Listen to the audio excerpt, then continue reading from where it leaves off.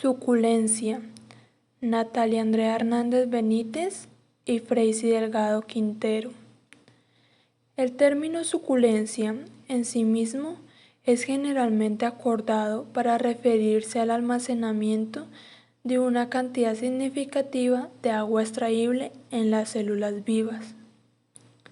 La suculenta se considera uno de los ejemplos más notables de la evolución convergente a través del reino de las plantas.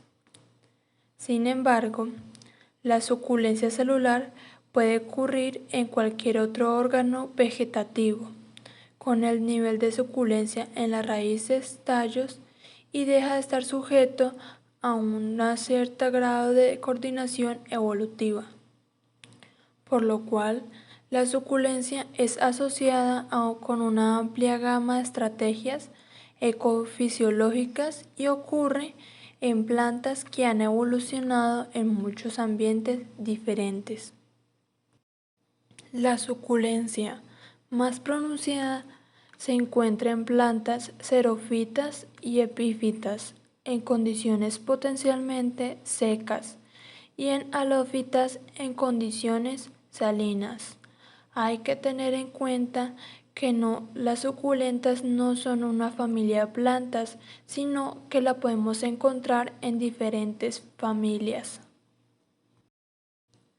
Las partes de las plantas se describen generalmente como suculentas si son particularmente carnosas, no leñosas al tacto y notablemente acuosas si se aplastan.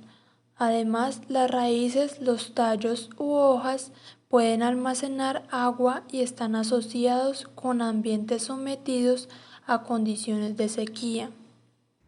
Las suculentas no están genéticamente relacionadas entre sí, sino que han desarrollado independientemente rasgos similares en un proceso de evolución convergente. Por esta razón, como podemos observar en las siguientes imágenes, hay una gran diversidad de tipos de suculentas.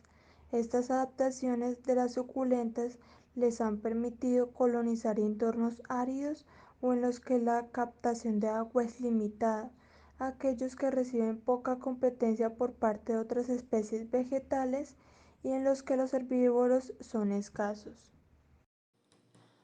A continuación, se analizaron los datos obtenidos en el artículo acerca sobre el estudio morfológico y anatómico comparativo de la autorreparación en órganos vegetales cilíndricos suculentos. En este, se investigaron ciertas especies de suculentas, las cuales fueron seleccionadas en base a la geometría cilíndrica similar de cada uno de sus órganos suculentos y su ocurrencia en diferentes sitios ecológicos, todos caracterizados por periodos de sequía temporal. Morfológico y comparativo, los análisis anatómicos se llevaron a cabo en muestras de control vírgenes y en muestras de prueba después de mecánicas artificiales. Una importante adaptación xerofítica de las especies de plantas suculentas que crecen en los hábitats áridos y secos es la minimización de la pérdida de agua mediante el desarrollo de un rápido autosellado inicial y un subsiguiente autocuración de las respectivas heridas. Los mecanismos de autosellado son basados principalmente en reacciones físicas, como la descarga de savia de las plantas, mucílago o látex, que llenan el hueco o las deformaciones mecánicas que unen los bordes y las superficies de las heridas. Después de un proceso de autosellado completo, las fisuras siguen presentes, pero funcionalmente reparadas en términos de cierre completo o parcial de la herida en la superficie exterior, para evitar o al menos reducir la deshidratación. Por otro lado, los mecanismos de autocuración se basan principalmente en reacciones químicas, por ejemplo, la coagulación del látex o en eventos metabólicos bioquímicos, por ejemplo, la formación de una capa límite lignosuperada y las respuestas biológicas, por ejemplo, el desarrollo de un peridermo herido por la división celular. Después de la autocuración, las fisuras se reparan estructuralmente, lo que significa que las incisiones ya no están presentes, que las propiedades mecánicas son recuperadas y se establece una protección permanente contra los patógenos. Ahora vamos a hablar un poco sobre el artículo El origen repetido de la venación tridimensional de las hojas libera las limitaciones sobre la evolución de la suculencia en las plantas. Primero, el almacenamiento de agua por estructuras suculentas es una característica destacada entre las plantas adaptadas a vivir en zonas áridas. El aumento de volumen en hojas suculentas, por ejemplo, puede resultar en distancias de transporte más largas entre las venas y las células que abastecen, lo que a su vez podría afectar negativamente la fotosíntesis. En el estudio se cuantificó el almacenamiento de agua en un grupo de 83 especies cercanamente relacionadas para examinar la dinámica evolutiva de suculencia y nervadura en las hojas.